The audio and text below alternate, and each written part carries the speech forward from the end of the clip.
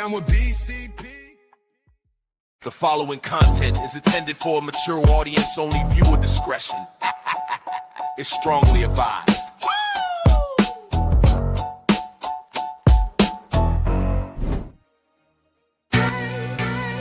Yeah.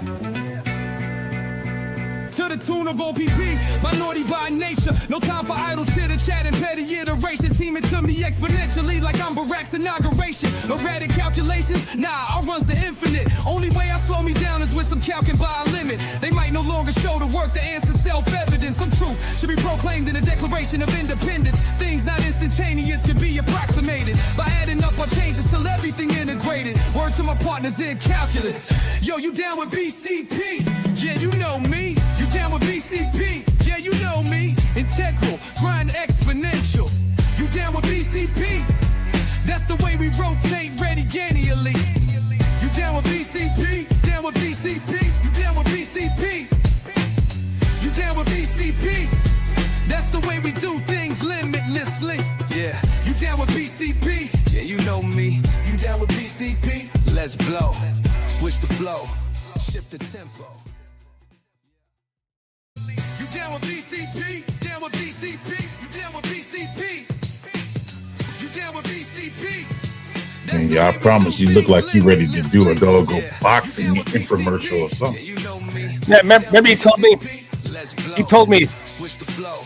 Shift the tempo. You told me I gotta have like I gotta get my rhythm has gotta be slower. Ready? So I've been doing this for you. Distribute probability depending where you flow. My question for you here is, bruh, do you get that though? What you thought but your jerk want to go with the beat though. You know how you like do your motion, you want to go with the beat. So when you hit that beat of the drum or something, it's like boom. I don't have the I don't have the back anymore. I don't have the back anymore to be able to use my feet like that shit. It's all upper stuff now. It's like, you know what I'm saying? Like, well, that's what I'm saying. Even with that jerk, man, that part right there, you want to hit when it hits a beat though. It's like boom, boom. That's when you want to hit that shoulder when they go boom. All right, you don't want to hit the bump in the middle. Why don't you teach me? Come on. So you hear that bump? That's when you do that. That's when you hit that. You want to have that. Boom. So you're not going with the beat, bro. I'm trying to tell you how to go with boom, the beat. Though? There's like two booms. The beat of the drum. Boom. Boom. And go from there. All right. Fair enough. What's up, Cliff? What's up, official chief Laterio Levante Rogers? We got Mr. Mayhem's Mr. in America. Mayhem hopping in with us. And Relentless Mikey. We got two members, two BCP members to start off the show. What's up, Cliff? What is up? Mikey, what is up? Steve Rogers. Is Mikey a member? Yes, he is. Look at that green. It's green. So it's 3. I am so sorry. So is Levante Rogers is also a member. I'm so sorry, Levante. Jeez, what an asshole. You know, by the way, have you noticed like Patty hasn't been in chat since I accidentally like blocked her? Dang. What's going on with that shit? She was like, screw you, buddy. I feel like an asshole. Mr. Mayhem, the quiet assassin, comes in, don't say much, but just sits back the whole time. Listens and laughs and has a good time with us. Love you, Mr. Mayhem. Man. So do you think the Mr. Mayhem 67 is his age when he started his account? Because you know how YouTube changed shit over, so you can't have just Mr. Mayhem anymore. Now, when you signed up for your YouTube account, you couldn't choose it. Well, Mr. Mayhem didn't work. Mr. Mayhem 25 didn't work. Mr. Mayhem 67, my age, finally works. So now I'm. Or maybe he was born June 7th. Maybe. Or maybe he was born in 1967. Maybe Maybe he's 72 right now, and he made his account when he was 67. I don't know, but I appreciate Mr. Mayhem, man, because you're always here. You've been here from day one, and we love and appreciate you. And we've got my man Rick Gonzalez joining us. Fuck Green Bay, fuck Green Bay, fuck Green Bay, fuck Green Bay, and let Caleb be Caleb. Look what happens. That's what that's saying for. Okay. Yeah. I was wondering what that stood for. I was like, LCBC? Look what happens when you let Caleb be Caleb, right, Rick? You get that pass. You get that playoff pass against the Packers on 4th and 8, and you're like, I literally was talking to my wife and my friends about how is he gonna outdo that pass? And he does it the next week in the playoffs in a game we lost, unfortunately. But that was because we should have run the fucking ball more than we did. Not on Caleb. So yeah, he outdid himself the next week, man. And that's amazing. You can't PJ and I were talking about Caleb in the green room behind the show, and it's like I asked him, like, what do you finally think of Caleb? And his response was, I think it's pretty good. I think it's pretty good. I mean, he has in my opinion, a gunslinger mentality, kind of like a Brett Favre, but I mean, it is what it is. I further also mentioned that, like, when you go back to one of my favorite quarterbacks of all time, I'm trying to think of anybody who's my more favorite, but I'm a big fan of like Joe Montana, like I was telling Shorty, and seems to me like he had more like a not a pass heavy type mentality, but just enough to get the job done, of course, but just not always looking to pass. Seemed like Caleb's default is wanting to pass a lot. It seemed like, to me, I guess I can best describe, because coming from that Cliff Kingsbury sort of offense, seemed like he's like wanting to throw the ball like 50 times a game if he had his way, in my opinion. I could be wrong, but that's the impression I get. And I like quarterbacks who want to throw the ball maybe like 30 to 35 times a game, because we want to go run heavy. Well, because it's historically. What's up, Crooked Commish, man? Good to see you after seeing you in Sean Sierra's Sports Zone Chicago many times in the last few weeks. Good to see you, my friend. Thank you for joining us. If a quarterback is passing 50 times a game, that pretty much tells you something, right? Something's not going right if the quarterback is passing that much. Now, on the other hand, in a perfect scenario, if a quarterback is passing 50 times, it means that they are dominating, and they are just passing the ball, and they're winning by 30 points a game. We're talking putting up 50 burgers. Yeah, I mean, and that's, I think, comes down to a philosophical difference for me than you in this case, because again, my perfect offense or game plan would be pass the ball 30 to 35 times a game, run the ball 30 to 35 times a game. That's my perfect scenario, to where I think, because I grew up in that era where, balanced football is a key, run first and all that. So that's where I come from, man. I can't, I guess I could change it, but I have no plans on changing it, because that's what I like. Because in my mind, defense still wins championships. We've had this conversation, I think many times on the side, and I think on the show, of course, but right. You come from the era, and so do I, quite frankly, of the era of running the ball. And God forbid anyone give me shit for trying to bring back the T formation. So, like, I get it. Like, I'm there with you, my man. But when you've got such a special talent, arm talent that we have with Caleb, man, and you just already in 2 years, and just wash out his rookie season. This past season has highlight reels that go on and on and on and on with arm talent passes. And listen, we are going to get there. We are not going to be. I do not believe we are going to be a team that's going to be super pass heavy. I think that we're going to be a team that's going to rely on Caleb when we have to, and those are going to be those games that everyone knows happens during a season. But we want to run the ball. Ben has shown that. Ben has shown that quality. What is up, Bear Aces 23? Thank you for joining us tonight, man. Great to see you. Hope you enjoyed the show. He says, if your QB throws 50 times a game, you're either losing by a lot or it's a shootout. Exactly. Thank you. That's kind of what my point was. Yes. Yeah. So I'm kind of the latter. I want to be winning games by 35 points. And we're just listen. I want no mercy. Like if we're up, if it's in the fourth quarter and there's 5 minutes to go, we're up 45-10. I want to score another touchdown. And if we get the fucking ball back again on a turnover, I want to score another touchdown. Let's just make it a 73-10 game. I like that. That's where I'm at right now. Like I am. Why not? Why? Where does this camaraderie come from? Where we're like, well, we're just gonna like run the ball down to the 5-yard line and then like not even kick a field goal, to go up by an extra 23 points instead of 20. No.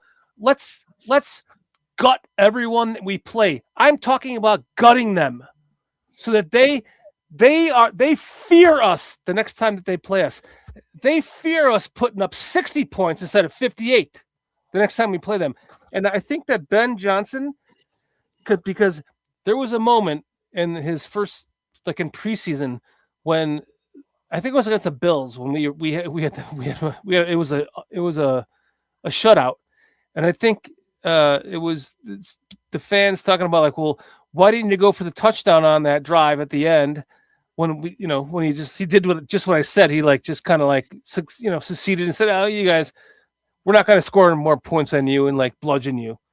And it was asked that to him in the press conference, and I lost my video, but he can still hear me. So he says, well, I take the fans to heart what they said on that. And yeah, I won't let that happen again. So I think that he's going to be the type of coach that's going to just bludgeon every team we play, man. We go up by 40, 50, 60, 70.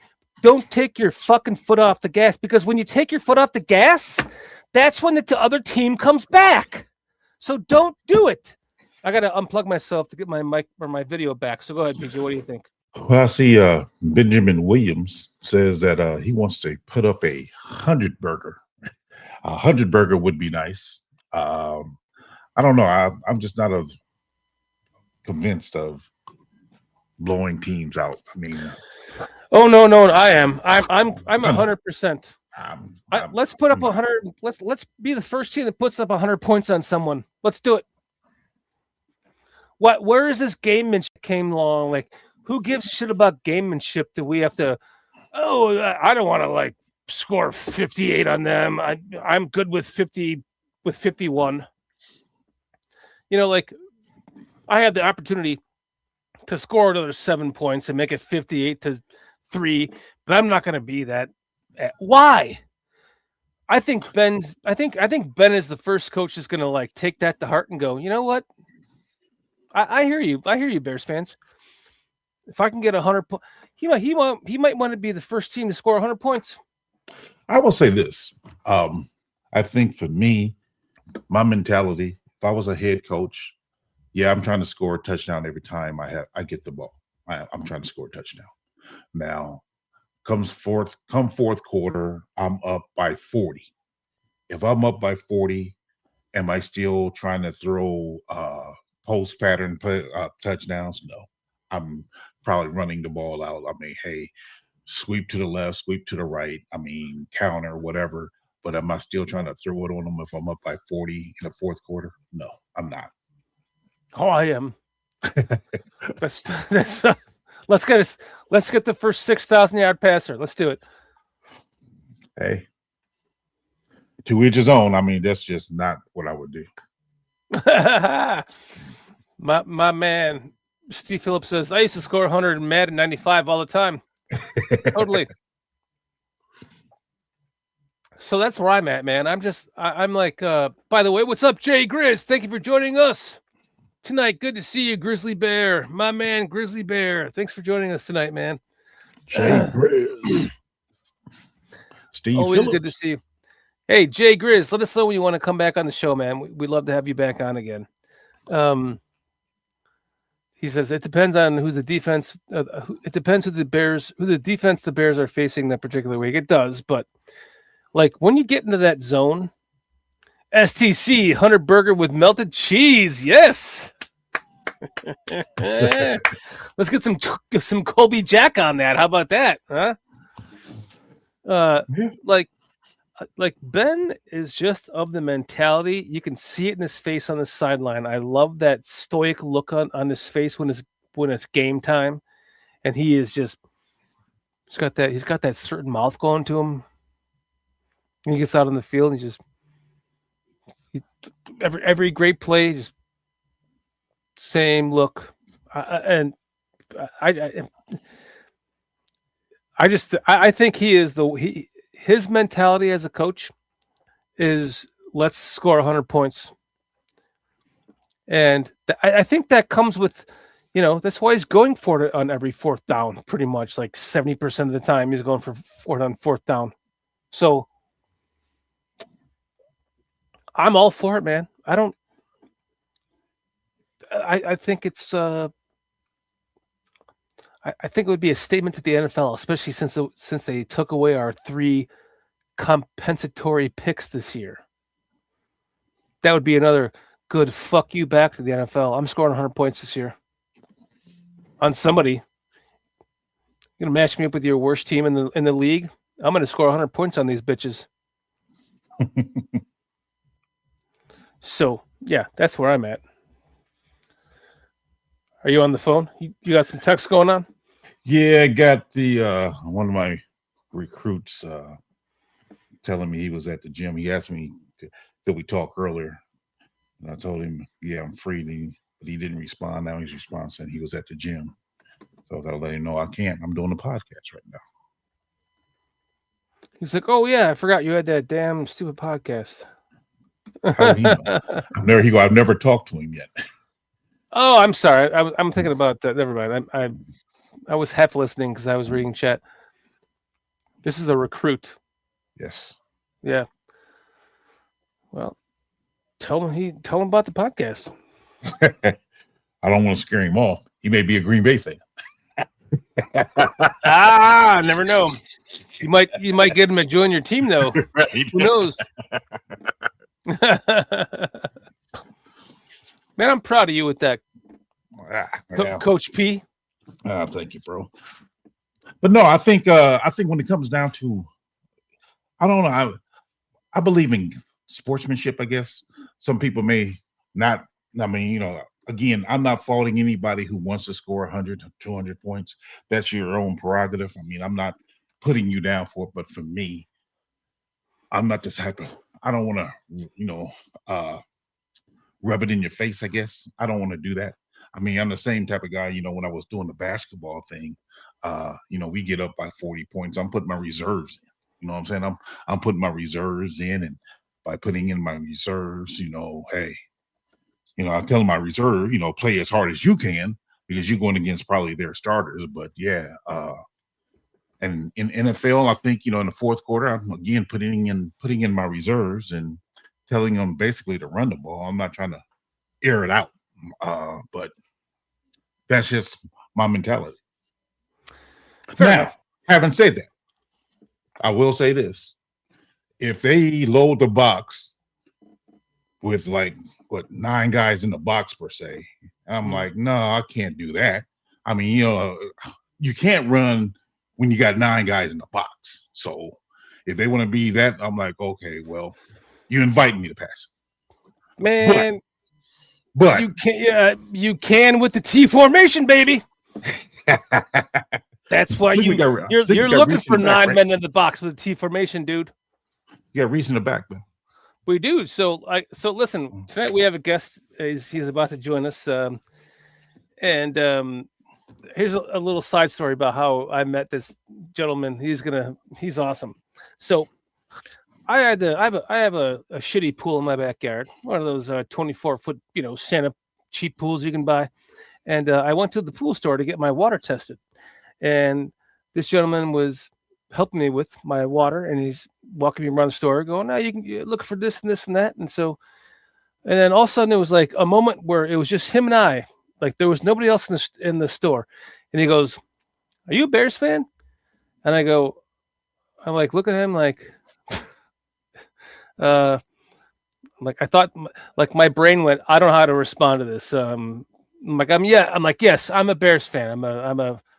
I'm definitely a Bears fan. He's like, how much? I'm like, how much of a Bears fan are you? I go, I am a rabid Bears fan who has a Chicago Bears podcast, and I also have a tattoo on my arm. He's like, okay, all right, we're good. So from that moment on, we just started talking Bears, man. I'm in the store now. It's like 30 minutes later. We're talking Bears. We're talking about who. This is before the draft. Who should we draft? This and that. Blah blah blah blah blah. Previous coaches and blah blah blah blah blah. And then a woman walks in the store. And she's like, "Somebody talking about Chicago?" We're like, "Yeah, we're talking about the Bears." She's like, "I'm from Chicago," because our guest tonight, Marquise, is also from Chicago. He moved to the same area that I'm in years ago. We'll find that out. We'll get his story because PJ, you're gonna interrogate him, right? Yes. Yes, I hope so. Yes. So now it's the three of us. We're all talking Chicago and Bears, and I'm like, what the hell is going on right now? I'm in a pool store, only 3 people in here, in the middle of nowhere, south of Atlanta, and we're talking Bears in Chicago. So I was just like, dude. So he got the link to the show. I'm pretty sure he subscribed. He might have subscribed and then unsubscribed. I don't know. Who knows? But he sent the info to his friends, and we have him on as our guest tonight. So let us bring on Marquise from the pool store, from Shorty's pool store, my man. Pool store. What is up, Marquise? What's up, Marquise? How y'all doing today? I'm in. You are in, man. Great to have you. How you doing? Hey, another night. I was on the call, man. I'm a realtor as well, so I always gotta finish up the night with a couple phone calls. Nice. I like I know the feeling, bro. Make that money, bro. Yeah, I gotta do it. I gotta do it all the time. Nice, man.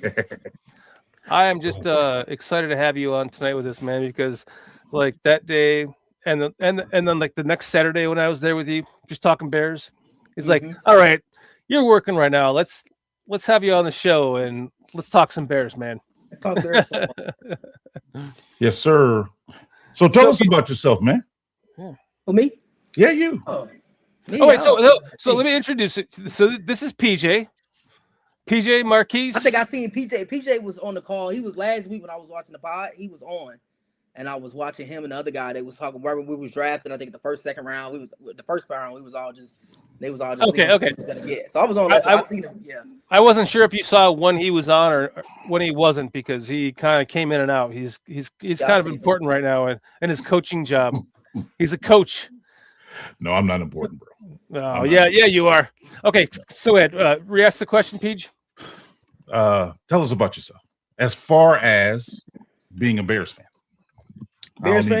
need to know all that stuff.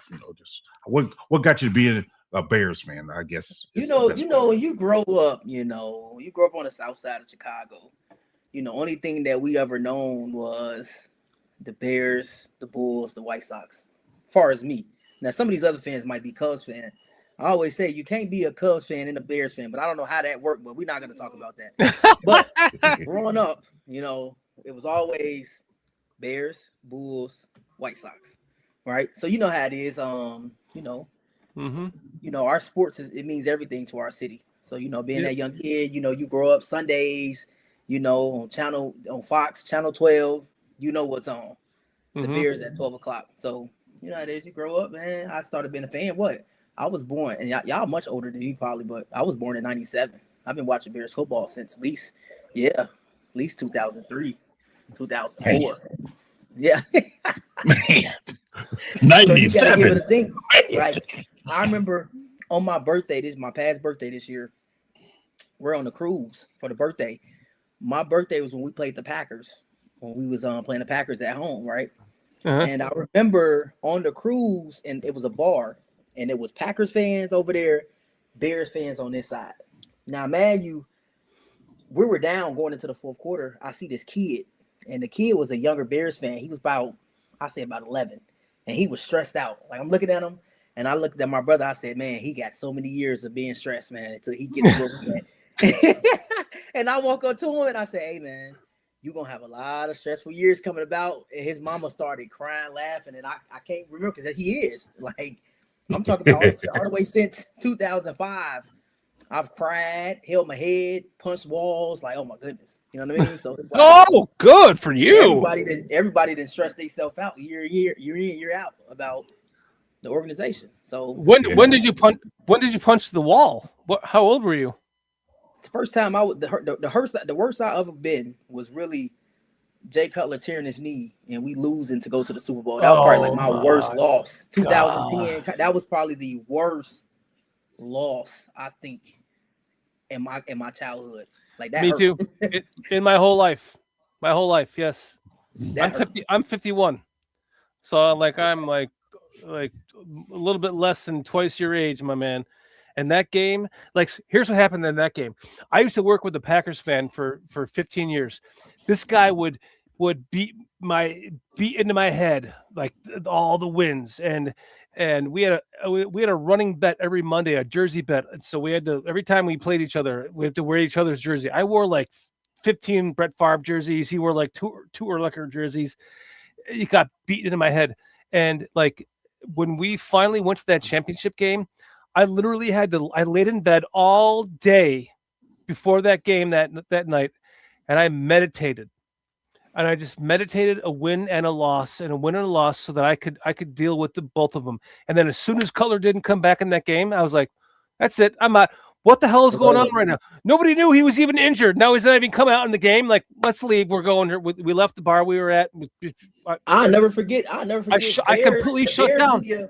The Bears media chewed him out. It's like, oh, he faked the injury. He was really hurt. It was crazy. I never forget. I was like, wow, man. Like I used to love Cutler, but you know, our fan base is a very tough fan base to please anybody nowadays. So, you know the saying, even too, when you buy a Bears jersey, you know, they only gonna be there for about 3-4 years and then they out the door.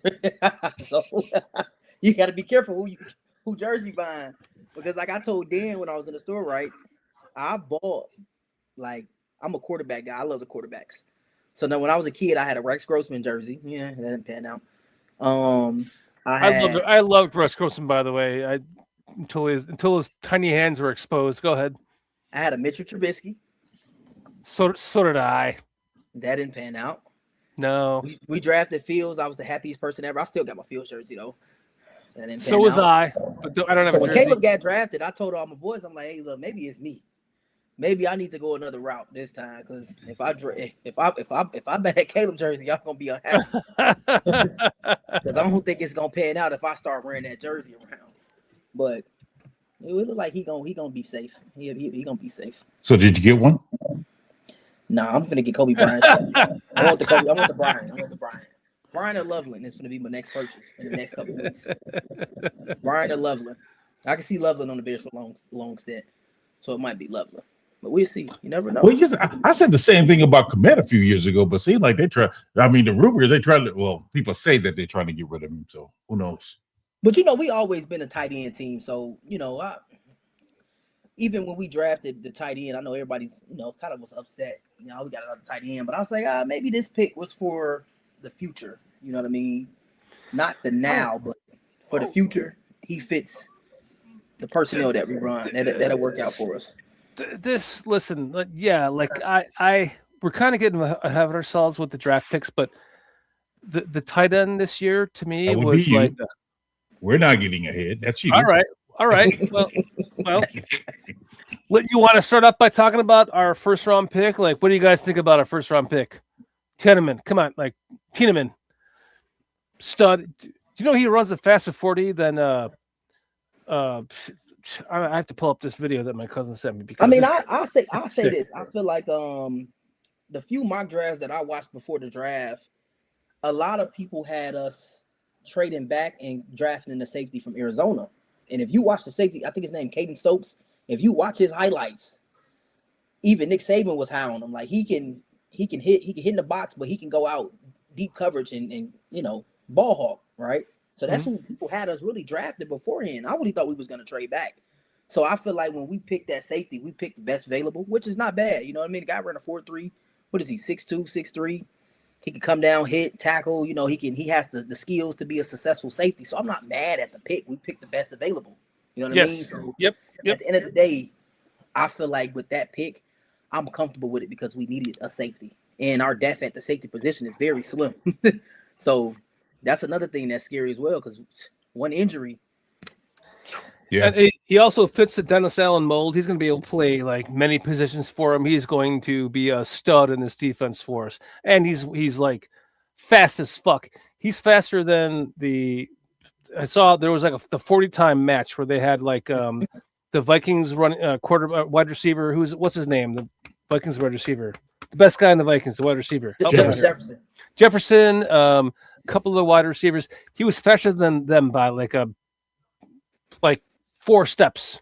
So his speed is going to be a difference maker in his tackling and everything. Everything you see on tape is going to help Dennis Allen and his defense this year. It's going to be, and for years to come, he's going to be a centerpiece in our defense for sure. He's going to be like the Mike Brown of our safety room, only with more speed. I'm excited, man. That pick shouldn't have been to us. So I think they were thinking different with that pick, but when he fell to us, it was like kind of like Luther Burden last year. Like, we have no choice. This is the pick. When was Stokes taken?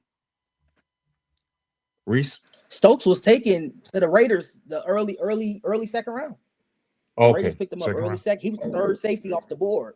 And I felt this way even when y'all remember the draft when we drafted. I kid you not, me and my brother, I was watching a Penn State game, and I remember when I was watching, I'm like, hey, we need Brisker. And second round, when we had the chance to get Brisker, he was like the second safety drafted that year. I was like, oh yeah, we got it right.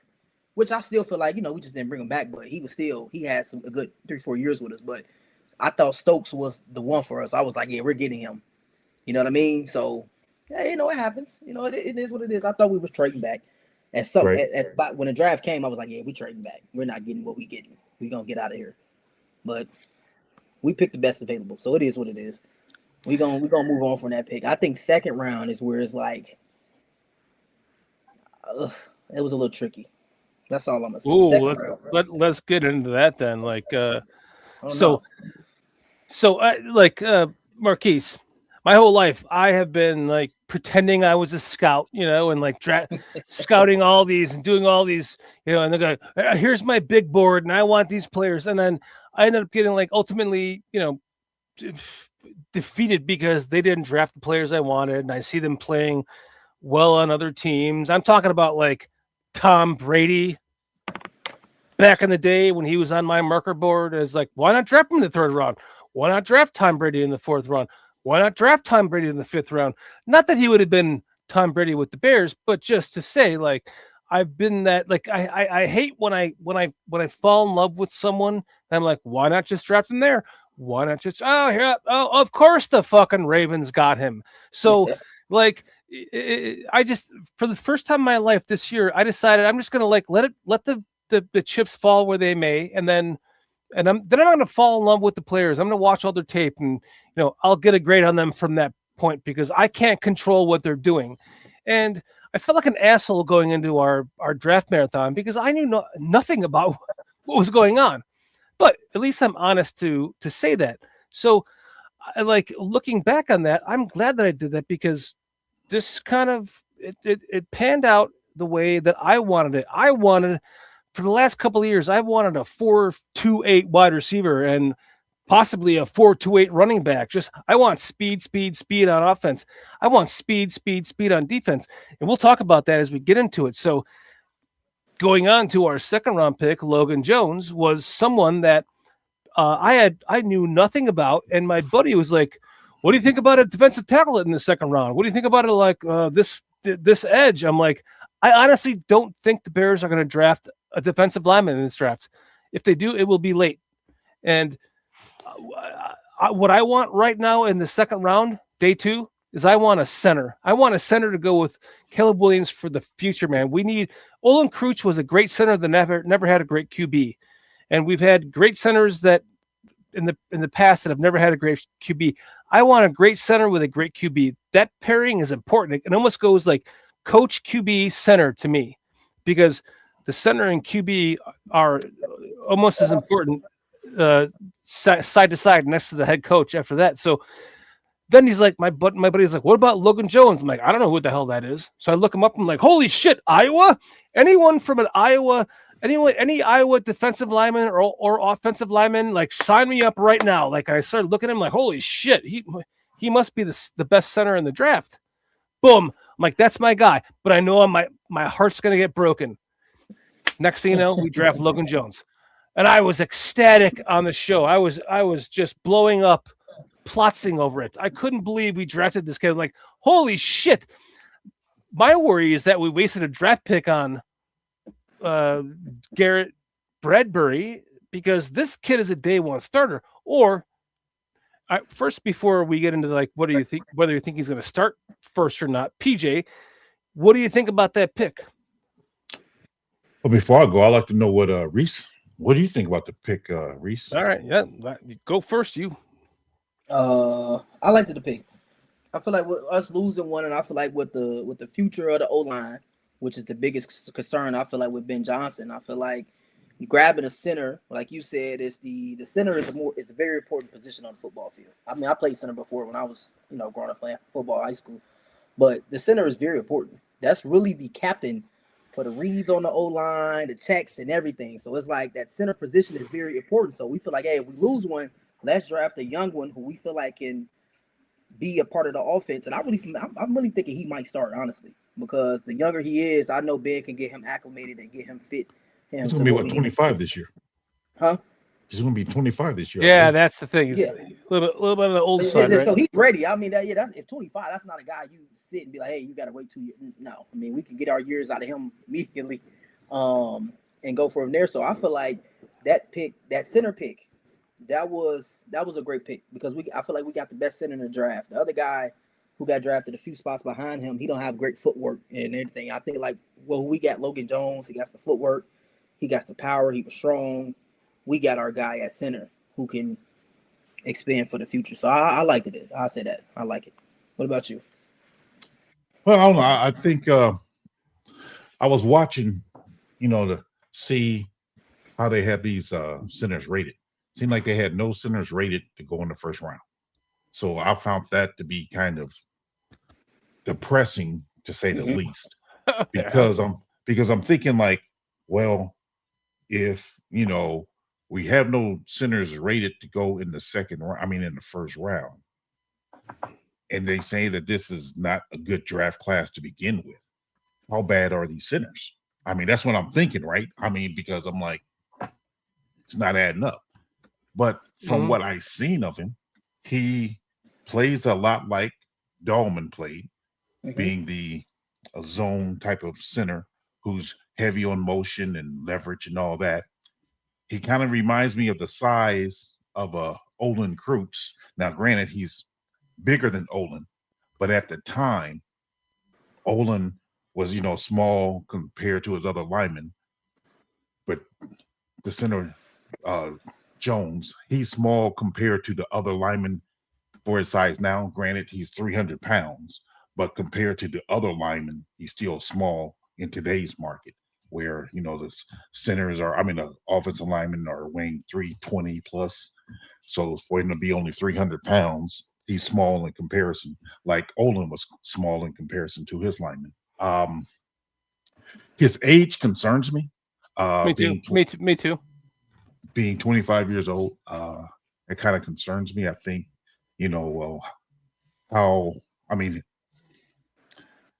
it's not long before he reaches prime. and Right. therefore, Then he retires. yeah, it's like quick climb, quick Up and down. decline. Yeah, so that's concerning. But when you only traded for Bradbury for a 5th round pick next year, you traded for him, and Bradbury only has a 1 year, 1 year remaining on his contract. No, That, 2 to years. me, 2 years, 9.5 million. 2 years, 9.5 million. Yeah. When? Bradbury's contract is for 2 years, 9.5 million. That's left. Oh, he got 2 years left. Mm-hmm. I thought he signed a 2-year contract last year. He has he has 2 year, 9.5 million left on his contract. Oh, okay. I thought it was only 1 year left. All right. So, so much for that argument then. But Tony says 1 year Bradbury. So did he not sign a 2-year contract last year? Did I get that wrong? Do I have to look up what is it? What's the website for looking up those contracts? Sport Track is it? Sports Track. Sports Track. Give you more details. Yeah. Oh, Spot Track. Yeah. Spot NFL teams contracts. Garrett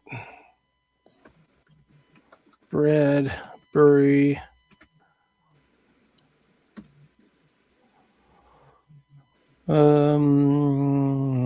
Let's see. He's got. Let me share my screen here. Okay, what I looked up on Google, it says Garrett Bradbury signed a 2-year contract with the New England Patriots in March of 2025 for up to $12 million per, but a $9.5 million base. So he has 1 year left in his contract. Oh.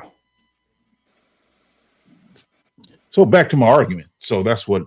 So back to your argument. Yes. So yeah, I think it's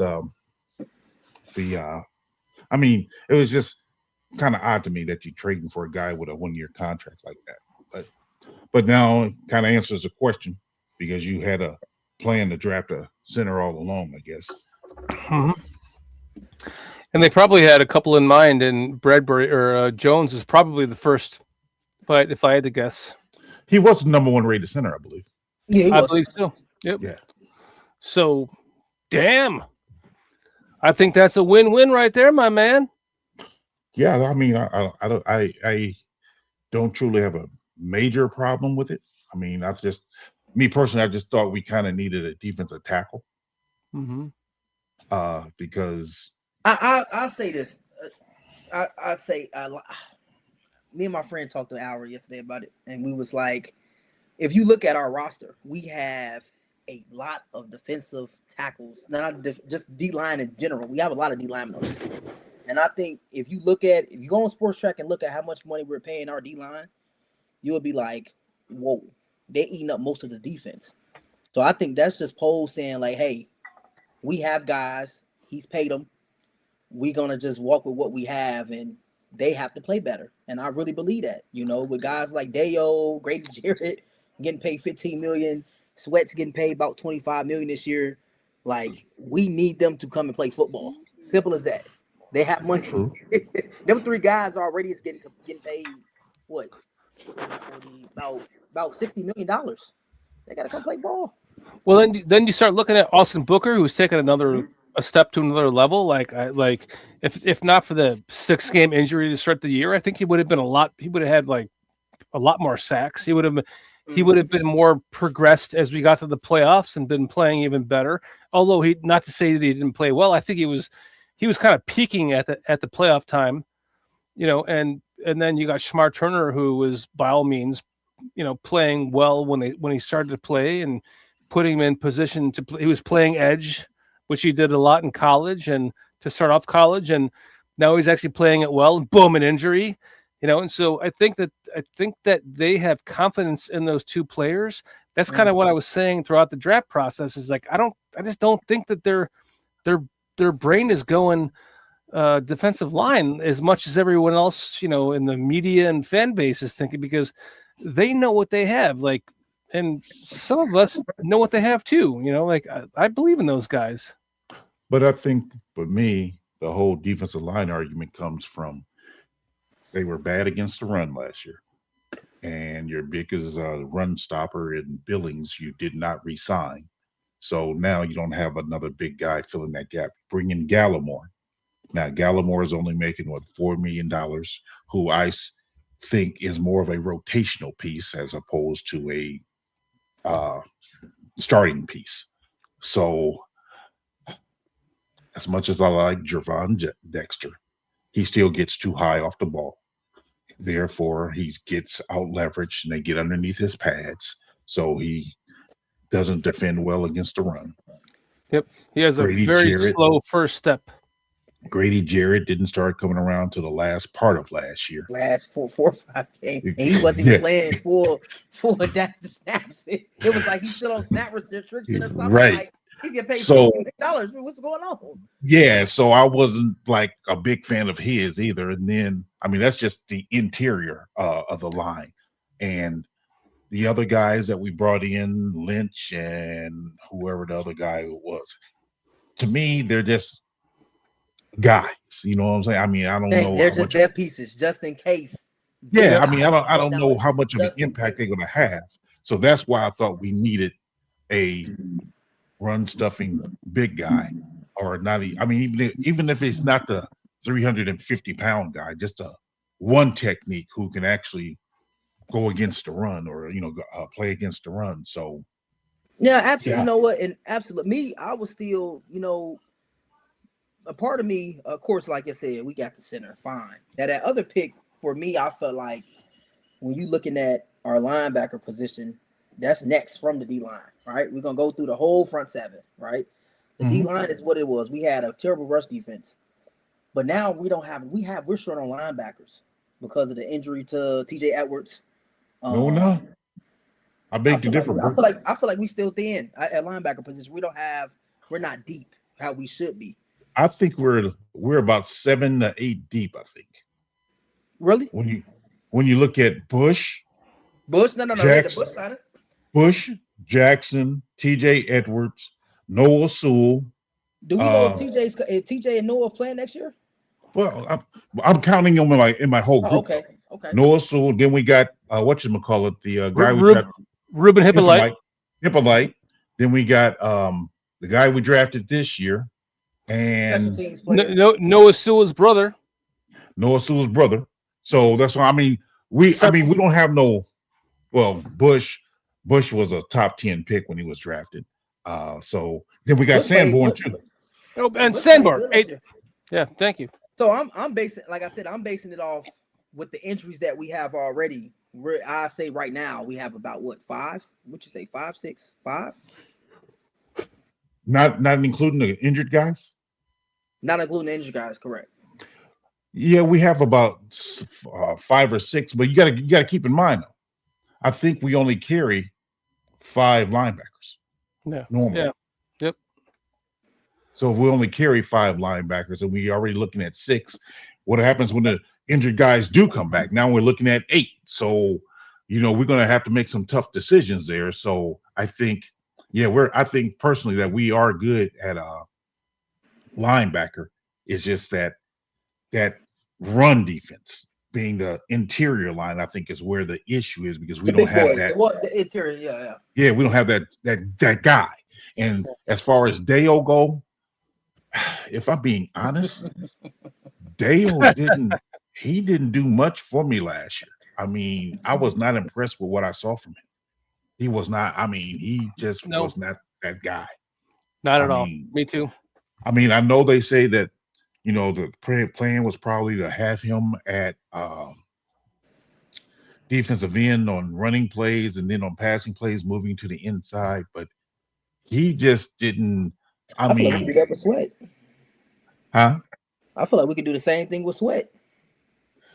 Yeah, I mean, because Washington, Sweat, Washington. Well, y'all remember Washington had that crazy defensive line. What's that? A few years ago with they used to move Sweat a lot into that inside technique. He played very well. Like he was another guy you could move around inside, I don't know, outside, man, and make it because work. when he was there, you got to remember they had Payne and Allen on the inside and had Sweat and Young on the outside. On the outside, but then they used to mix it up and have Sweat. You know, he was good at stunning inside. And Oh yeah, Payne, stunts, yes, yeah, yes, yeah, yeah. stunts. I'm just saying that as far as moving around, I feel like Sweat can be a talented player. You know what I mean? I just feel like we have to. I know Allen just have to do a little bit more creativity on the D line part because we don't have those talented edge rushers that the other league, everybody else in the league has. We just got a little bit more stunts to help, moving those guys around to help. Having them guys put a little bit of free on the outside would kind of help. I think when you look at Allen's history, his history states that he's kind of like the bigger defensive ends. He's not necessarily a speed guy. Granted, he did get Khalil Mack when he had him at defensive end. Then he had I think he was in Denver when they got Von Miller. So those were the anomalies. Normally, it's the bigger defensive ends, like a Davenport, like a Trey Hendrickson. I mean, the bigger guys. So them moving Shamar Turner to defensive end, to me, I would put him at my 3 technique. I would put him at my 3 technique, but Dennis Allen tends to like bigger guys on the inside. So his philosophy and my philosophy are different. So it's hard for me to wrap my mind around his philosophy because I'm like, Shamar Turner, he, with that quickness, could be dominating in my mind. But then again, Cam Jordan, he's a bigger defensive end too, which, by the way, is a free agent. So I wouldn't be surprised the Bears. I wouldn't be either. I wouldn't either. I wanted us to get. I'll be honest with you. I the last couple of years, I want us to get Chase Young because he was at a low price after the injuries. That was another guy I would have loved in the Bears uniform was Chase Young. So. We talked about that at extent. Yes. Yeah, I like this so guy. Getting a guy like a Cam Jordan, I wouldn't be upset with that. He would go for a low price. I mean, we could take. Yeah, I think he had 12 sacks last year. Yeah. Hey, let's get to all the people that have joined our chat tonight so far. We've got a lot of Alan Pena joining us, Chicago Clubhouse. We've got Tony Moy joining us. Thank you for joining us, you guys. A lot more. Let me get down the list. My man, the legend, MVP, saying Booker doubled or tripled his production of the main defensive categories while playing in 7 less games. Lots of upside. Totally agree with you. I mean, could not agree with you more, man. Who else we got here? Tony Moy, King Booker World has joined us. One of the main differences from last year is a lot of defensive line were hurt and are not rehabbing and will be training. Thank you. Well said. Well said. We've got M verse 1. There's 9 linebackers currently. I think we usually keep 6, kind of to our point that we were talking about. So thank you guys for joining us. And who else we got? Armando Lara is joining us tonight. Good to see you again. Hope your lovely wife is doing well. I hope she doesn't. She stopped joining our show now because of my accidental block on her. But we got Bear Down Sports, which is Adam Mason joining us tonight, man. Appreciate you joining us tonight. And then, of course, my man, my brother, Steve Phillips, joining us tonight, man. He's my cousin. He's my best friend in the entire world. And then, of course, Minister Charles Johnson. Jordan had 10.5 sacks last year. He's predicted to get between 6 to 8 this year. And, of course, Crooked Commish joining us. Thank you for joining us. It's great to see you. I always see you on the Sports Zone Chicago with Sean Sierra, so it's great to see you here with us tonight. Thank you guys for joining us. So, guys, getting on to the next pick. Let's talk about Sam Roush. Tight end. Everyone that they shocked the nation with draft. Oh my God, why would you draft another tight end? Oh, why would you draft another tight end? Oh, that means Cole Kmet's going to get traded, just like last year with Loveland. And then they extended Cole Kmet's contract, and it's like the perfect scenario. We drafted, we'll talk about him next, Xavier Thomas with 4.28 speed as a wide receiver who can play possibly running back and all over the field as a gadget player. You put him in that 13 personnel with a Ben Johnson run offense. We're talking about some shit that I cannot wait to see.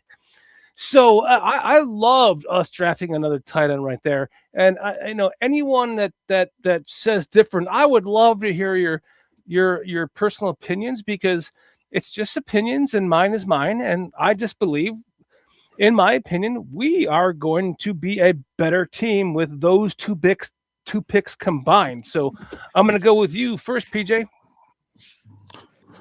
Well, I think that getting a tight end, a third tight end in the third round was a little bit too high to get him. If you want to go with that idea, I'm cool with it, but I wouldn't have spent a third round pick on him. I probably would have spent it on defensive tackle, running back, or probably even an edge. To me, yeah, that's too high to be picking up the third tight end. As far as the fourth pick, because you combining both of them, is that what you're doing, Shorty? I'm thinking of it's like a combo for like what we can do with the offense. Like, so the fourth pick being the wide receiver, right? I'm thinking 13 personnel with these three tight ends, and then you got. No, I was just asking. You got Xavier and Thomas in the backfield.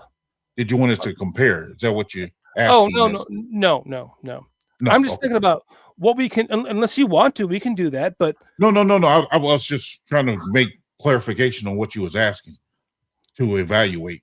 Do I just evaluate the pick of the tight end? Yes, okay. Correct, yes. Yeah, so I just think it was too high I'll be right back. Pick up a third tight end. But Reese, what do you think? I'm with you on that, to be honest with you. I feel like, man, where we were in that draft, I don't feel like he was a right now guy. Those picks in the back end of the draft was more like the future, especially Xavier. I mean, I feel like he was just he's a special teams guy. We were lacking with Duvernay being an older guy at special teams. We needed a guy to be at punt return, kick return. I feel like he fits that right now. He run a 4-2, 4-3. Right. Xavier is going to be there for us.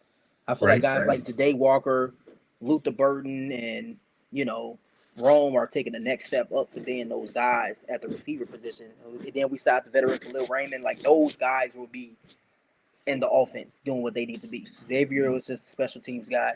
Tight end, I feel like we know he's a future guy, but I feel like it was so many tight ends after him who I feel like were talented enough to still go. And we didn't get the best drafted tight end. He just fit what we, the personnel that we run. So I feel like that pick, I wanted to go for the running back at Indiana, Black. I thought he was a strong pick because what's his name's on his last year? Swift's on his last year. We don't know what we're going to do with that, if it's going to get extended or we're looking for a new running back. I feel like a guy like Black, he fits, the scheme that he can run the ball downhill, he can power, he can cut, he's elusive. A guy like that fits Bear football. Soon after we draft the tight end, who goes next? He goes to the 49ers. And I say, look at this. Shanahan knows. So it's always stuff like that where it's like, should we go tight end? Should we go? I think with Xavier, the wide receiver, I think when you think about it, it's like, for me, him and Raymond are kind of like your specialty players. Mm-hmm. As much as I do like Ja'Day Walker, to me, is he a third right now? Is he a third receiver right now, or is he more of a fourth? So therefore, I'm like, I don't know. He stepped up. I feel like he stepped up when those guys were hurt down the end of the stretch. Yes, he plugged the role. He made some big plays, man, especially in that Packers game. Like, he came down when we needed him most. So I just felt like in the future, he's a guy that can just fit a role, even if it is the fourth receiver. I feel like he still will play a big part if Rome is not healthy, is playing a full 17 games, or Luther. Because we got to forget, that's been Rome's thing over the last couple of years. Is he going to be 100% healthy? So going in, I feel like he'd be a guy that we'll be looking at to, try to at least step up to make some strong football plays. Yeah, I just wonder. Because it seemed like him and Rome, I think, play the same position. being the X receiver, I believe. Mhm. So can they coexist on the field at the same time and be really effective? Effective. So Correct. that's why I was just wondering. I'm just wondering how that's going to play out.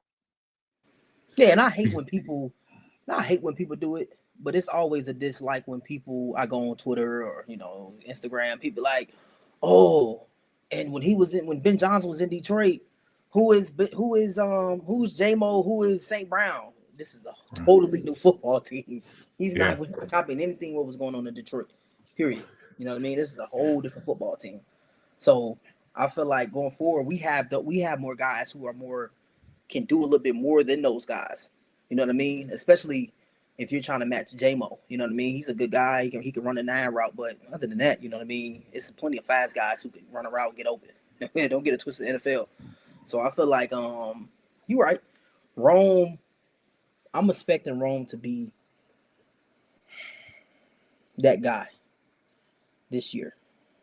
Just that simple. I'm expecting Rome to He be needs that to guy be. in Luther. He needs to be. You are correct. I just feel like Rome is going to be that guy this year, and Luther is going to follow right behind. I feel like we can have both of those guys can go over 850, 900 easily this year. Easily. I just don't feel like if they don't, I would be surprised as a Bears fan. Hey, there's only one way to 4,000, right? Yeah. Receivers got to hit the ball. You get 4,000. Look, Loveland. I'm calling it now. Loveland going for 750 plus. Luther and Rome going for 800 plus. There's just no way around it. Agreed. You know what I'm thinking though? If Caleb gets over 4,000, I'm thinking Loveland's getting over 1,000. And I can agree with that. Yeah, I do. I think Loveland will be the number one target. Doesn't have a choice. Raging, what's up, Raging? Thanks for joining us tonight. That dude, Rome doesn't have a choice, man. No, remember Rome, like when they said, yeah, you know who's the all-time Bears leading receiver? He was like, no, they were like Johnny Morris with like 5,125 yards or some shit. Like it's like barely over 5,000. He's like, oh, what? He's like, yeah, I'm gonna definitely break that. And we saw what people forget. What's that year? It was, I think, 2013. 2013, I think we had a top 3 offense. Y'all got to fact check me. It's one of those years when we had Alshon and Brandon Marshall. 2014. 2014. I think we were 10-6 and didn't get in the playoffs because we got a tiebreaker with Washington. It was something crazy. But that 8-8. Huh? We were 8-8. 8-8. Okay. That offense was wait. You know why? Because we lost the game to the Packers that we beat when Aaron Rodgers had broken his collarbone and came back that final game of the season to beat us on a 4th and 9 touchdown pass to fucking what's his name? The little God, what's his name? Randall Cobb. 2013. We were 10-6 and didn't get to the playoffs. And our offense wasn't that with Lovey? No, that was that's how he got fired after that season. Yeah, we stayed with Lovey. They fired him after the 10-6 season. Yeah, 10-6. We was with Lovey. Mm-hmm. And when we had Lovey, did we have Marshall? No. Marshall was Mark Trestman. That was the 2014 season was when we had 2,000 yard receivers again. That was Alshon Jeffrey and God, what's his other name? Brandon Marshall. 2,000 yard receivers in the same season since 1995 with Curtis Conway and Jeff Graham. And that offense was one of the best offenses in the league, and we lost in the play. We lost like the last game of the season to the playoffs. But when Jordan or Aaron Rodgers came back from an injury, and he beat us on a 4th down pass to Randall Cobb. That's the game. That's the season you're thinking of, man. That was I think I was 2014. Yeah, that was it. Yeah, that was that was another big one. I mean, just heartbreaking shit after heartbreaking shit year after year, and here we sit. I believe we are on top of the world right now, gentlemen. I believe it. I've been hearing this a lot. I've been watching the playoffs and the NBA playoffs, and they say this a lot. Like some of these teams are ahead of the schedule, but that's what they said all last year with the Bears. We were ahead of the schedule, and I love it because I see a clear direction. When you win a playoff game, go to the second round, and had a chance to actually win the football game, there's no going back from that. We can't go back from where we're from. It's only can get better from then. You know what I mean? So this year, going into the season, I'm already thinking playoffs or bust. It's nothing. We can't go less than that because of what we did last year. I feel like with the team we have, we got our coach, we got our quarterback. We got some. We added some new pieces on the defensive end. We got a top running game in the NFL. We can't go back for what we're getting players back. Yeah, players back. I feel like Ben knows it can only get better from this. And I know we're going to be one of the most scariest teams in the league. And that's another thing. Looking at that schedule, you like, all right, fourth quarter Bears, team's going to play us tough the whole full 4 quarters of the football game. So it's going to be a fun season. But I'm really expecting playoffs or bust for us. Like, it's nothing less than that. I'm calling it right now. Caleb Williams, 2026 league MVP, 2026 Super Bowl MVP. Mark my words right now. I'm telling you right now. 2026 league MVP and Super Bowl MVP. Write it down. Keep the receipt. What you think, PJ? You think we headed in the right direction? Yes, I think we're headed in the right direction. I just think that I don't know. I mean, we need improvement. I mean, that's the biggest thing. We need improvement. Rome has talent. He hasn't shown it. I mean, he was showing it the first 6 games of his rookie year, got hurt, and seemed like he hasn't been the same since. I'm like I told you, for me, a concern right now is that third wide receiver. I know Loveland, tight end, granted, I already think he's going to get over 1,000 yards, but a third wide receiver, being that is Jade going to step up enough to where, hey, they really wondering who they're going to guard. Then another question I have is Swift going to regress now that the enemy left? Yeah. Because you know how big the enemy is, a tough coach to demand a lot out of you so he can push you to be better. So with that being said, is this new coach going to push Swift? Because, let's face it, Swift was in Detroit, had a good year with Ben. Next year, Ben traded him. Yes, it does. While he was with Philadelphia, he did okay, I guess, but that not so great. That's why the Bears ended up with him. So I'm wondering where Swift going to be at this year. I mean, so I have questions, man. I mean, I just do. And, not to even mention the defensive side of the ball, but yeah, I have questions. So I do believe that we got the right head coach. I've always said that. I think we do have the right head coach. I just wonder. And I'm not doubting official chief that Eric Studesville is a good coach, but I know for certain that Eric Bieniemy was, to where he demanded more out of his guys and he got it. So maybe this guy can do the same. Let's hope so. I don't know. I mean, maybe you do, but I don't. So let's talk about the running back position while we're on it. So we signed Coleman Bennett from Kennesaw State. Just curious what his 40 time is. Coleman Bennett. Do you want to do that before you finish with the draft? No, I kind of do, yeah. 4.68 to 4.673. No. He's not a running back that's going to make the team. Anyway, to finish the next round, Xavier Thomas, wide receiver out of LSU.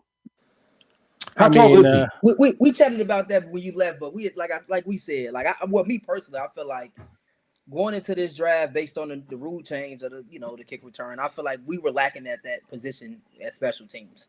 We wasn't a team that made big special teams plays. I feel like the whole season. I feel like Davion fits that to be out there immediately, effective returning kicks and returning punts. Boom. Well, what about the guy we just signed from Detroit though? What's his name? Raymond. Raymond? Yeah, he's kind of like he's the same mold, right? So, who's going to play more on offense? I feel like Khalil plays more offense because he played underband in Detroit. I agree. Plus, So we have a rookie. Yeah, some of those simple reads and some of those things for him, it fits him to, hop in immediately just to fill a gap. You know what I mean? Like he said, like PJ said, who is that third guy? Who's the fourth guy? We don't know. Right. But what we seen last year with what's the guy from Washington we had last year? He played Zacchaeus. a lot.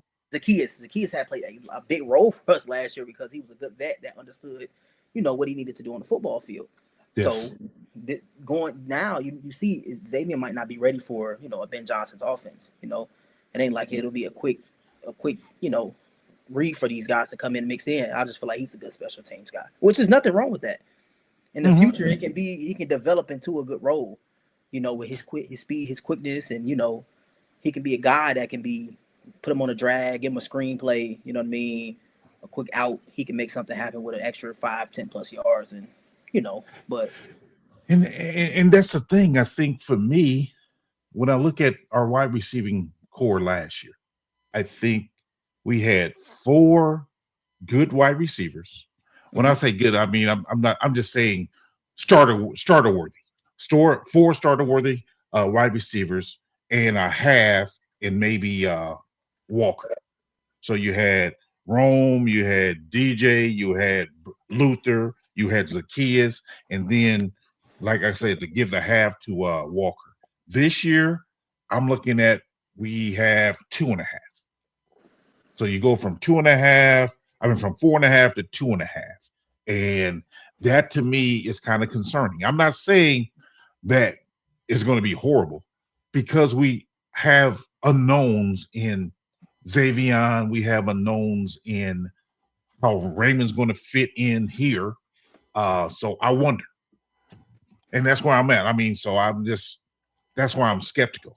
I think that Loveland, again, will grow with Caleb this year. I think they'll be. I think they'll get more yards. Well, Patrick Mahomes not going to be there. I'll already say I think they get more yards than Patrick Mahomes and Kelsey, but he's going to be off hurt, so that's not hard to do, I guess. But yeah, I think they'll be the top wide receiver. I'm sorry, tight end quarterback duel. Loveland and Caleb. I agree. Tony Moy saying Thomas will play. Xavier Thomas will play the role better than DJ for BJ from Ben Johnson because he will be playing running back and special teams and gadget plays too. And I could not agree with you more, Tony. You killed it with that statement, man. That's exactly like this is why the show. Will he be able to make the clutch catches like DJ did? Well. When it came down to Green Bay games, man, he was like the man, wasn't he? He was just like, because I know DJ get a bad, and I don't know why. People keep forgetting 2 years ago when Justin Fields last year he had 1,300 receiving yards, something crazy, and then he declined. And I told remember when I told you in the story, I feel like if DJ had a high usage rate like we thought he would have last year, we would have got a first for him. Easily would have got a first round pick for him. And I still have a problem with that because I feel like even if he would have had like 900 yards, which we knew he didn't get the ball the first 6-7 weeks of the season. We could have got a first for DJ Moore. Yeah. So I know our fans, we have a lot of fans in our fan base that is upset at DJ with that last play of the playoffs, and they just feel like he was just nothing to us. Well, if he was nothing, he would never got traded for a second round pick. He's a talented receiver. He's 27. But so like going forward, like I trying to refit, he's gonna be replaced, but it was already in tune when we drafted Rome and Luther Burton. I think when we had him, we had one of the best receiving cores in the league. In my opinion. The NFL, really, yeah, for sure. Yeah. Those 3, yeah. So for me, I think, not targeting him did hurt because we were trying to seemed like we were trying to force feed the ball to Rome and Rome was having a lot of drops. I think DJ had the Everybody least agree with amount that. of drops last year. DJ did, so we should have been, making him our guy. But I just think, this year is going to be a proving ground. Will DJ? I'm not DJ. Will Rome step up and be that number one receiver for the wide receivers, or where is he at right now? Because again, like I said, I thought he was playing his best ball his first 6 games of his rookie year. Last year was kind of So what is it going to be like this year? I think Burton's going to be a guy. I think he's going to be a dude. I really do. I think like Burton's Burton. going to be a dude. Yeah, I like think he's Burton. going to be a dude. Burton is that game. What game was that? He had 8 catches that game. But it was a game I was watching Burton. I was like, he might be a problem.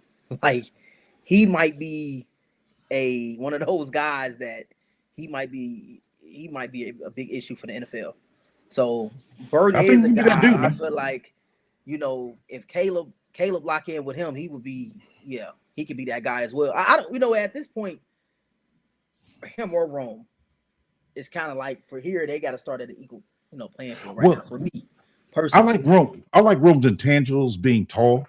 I mean, being that guy who can go get that 50-50 ball. I do. I mean, actually, my high school team, we played against Luther, man. We was in high school, man, and man, Luther Burton's he's a problem. That's all I got. He's a problem. He's a problem. Yeah, Luther, he's a problem. Can I just say this much? You know what I'm talking about? Have you seen the meme with him like strangling the Packer player? Yeah, what's up? What is up? We got multi Taurine joining us. Thank you for joining us tonight, man. Vizzo Joe, what's up, man? Great to see you again. Is that Luther Taurine? Is that Taurine Whitfield? The 49ers game was Luther breakout game. That's right. Yeah, that dude's right. I think that was the breakout. Dude, that game it was just like touchdown, touchdown, touchdown, touchdown, touchdown, touchdown, touchdown, touchdown, touchdown, touchdown, field goal. We lose the touchdown. We lost the game. It was like that was one of the best games I've ever seen in my life as a Bears fan. And even though we lost it, it was one of the best games I've ever seen. It was just like that's what I expect to see from the Bears next year. Touchdown, touchdown, touchdown, touchdown, touchdown, touchdown, touchdown. Oh, you got a field goal? Touchdown, touchdown, touchdown. Fuck it, we're going for 100 points. Touchdown, touchdown, touchdown, touchdown. I don't want nobody to forget our kicker is still 5'6", so I mean, I'm not. Man, you better make me paranoid, man. Don't even start with that, because I agree with you. On him yet. No. I'm talking about you. Keep looking behind you, man. You making me paranoid, man. I'm like, man. No. I'm looking. I've been looking at this Minnesota Denver game because it's on. Man, I'm like, is he worried about somebody jumping? I'm like, what's going on? I've been going back and looking. I've been going back and looking at the Ayo was on the Bulls, so he ain't playing tonight. So I was like, you know what? Just gonna yeah, you're like retired asses thinking that. I'm thinking like his wife is like looking at him like, sorry, I'll be right there, honey. I'll be right there. I'm looking, if you look at if I can turn it, you can see like, all right, he's watching again. No, see, I was watching this like video on YouTube before I hopped on tonight about strange things happening in people's houses, and that's why I'm watching you, and I'm like, wait, is he going through this right now? What's going on? Hey, somebody's gonna come behind me and just right. Hey, all right, yeah. I don't know. Am I okay in my own house? Am I okay? This ain't the movies. Pose is banging on Booker and Deo like I'm banking on Rome and McGunhine. Yeah, that was many questions ago. I have to pull that one. Then. But I know. Look, where we at? 4th round pick. Now, now we're talking about Thomas right now. Are we done talking about Thomas? I feel like we're past Thomas. Okay, let's talk about Malik Muhammad. 6'2", buck 82, runs a 4.3 40. He's a guy. I'll start first. I would say he's a guy that just don't make mistakes. When I watched his highlight tape, whatever they put together, he was just a guy. He didn't make mistakes clearly, and then he he's not a playmaker, but he's a guy that I can see him outplaying Stevenson in the offseason, and he can take Stevenson's role of being that second or third corner guy that we could fit into the defense, and he could just, he could be successful at his position. That's what and then we can let Stevenson go. Yeah, his contract is up. He's gone. I didn't think we would start giving him if we didn't give Brisker an extension. I didn't think Stevenson was gonna probably, Stevenson had that second year slump. Don't get it twisted. Stevenson last year played very not bad. I'm not even gonna do Stevenson like that. He was pretty solid to me. With Rose. He's been solid his whole career for me. Yeah. Yeah. I just feel like he had that second year slump, and Bears fans was just hot after that Washington game. He had a bad taste in everybody's mouth after the Washington Hail Mary, and everybody was just tight on him. But he didn't play last year. I feel like he played pretty solid. But the Muhammad being drafted there, I'm thinking he can outbeat him, and we can probably see more Johnson, Muhammad, Kobe. Yeah. Plus Terrell Smith is coming back. Mm-hmm. I think my first impressions of the pick was, why are we getting another corner? I thought maybe we needed a nickel, not a corner. But then when I got to thinking about it, I'm like, considering everyone's healthy, I'm going with the notion that everyone's healthy. Everyone's healthy. Mm-hmm. Yeah. So if everyone's healthy, maybe Terrell Smith is moved to safety, and Muhammad as well as Zav Frazier may be the backup corner. Because nobody noticed last year. I don't what y'all do. Y'all did because we watched the games. Bears that sometimes had three safeties on the field. A lot of football games. It was three safeties on the football field. So I'm thinking now, if we being honest, Kyler Gordon at that nickel position can play safety. I can see him playing a little bit of safety because he can make plays back there. We've seen it. But I think that because of the way Kyler plays, you cannot rely on him to be there all year. At some point, he's going to get hurt. So therefore, we can't keep that in existence. Well, I mean, I don't want to speak. I'm with you. I don't want to speak it, but history shows us, because of the way he plays, it's tough for him to stay healthy. So I can't rely. Let me put it that way. I can't rely on him staying healthy because he plays aggressive, hard. I mean, he's a good ball player, but his body can't take that punishment and still be able to be there, in my opinion. Well, not just my opinion, it's facts. Well said. Well said. No, well said. I agree with that. I mean, I just know that Kyler, with how that nickel position, he's a top guy in the NFL at that position. Simple as that. And I know us.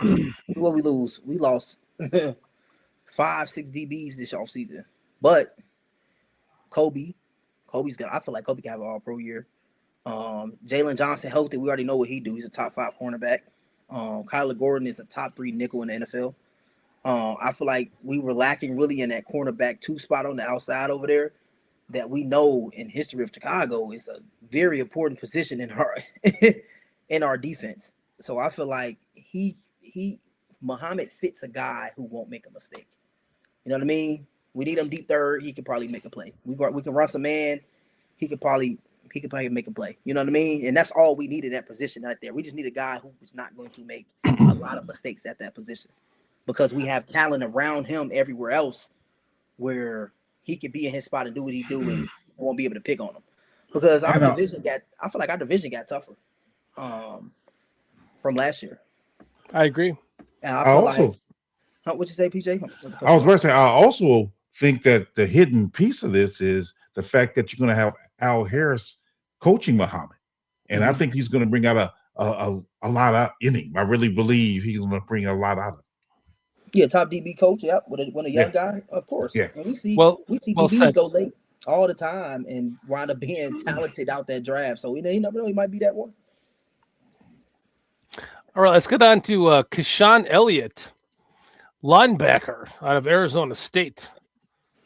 He is 6'2", 231 pounds.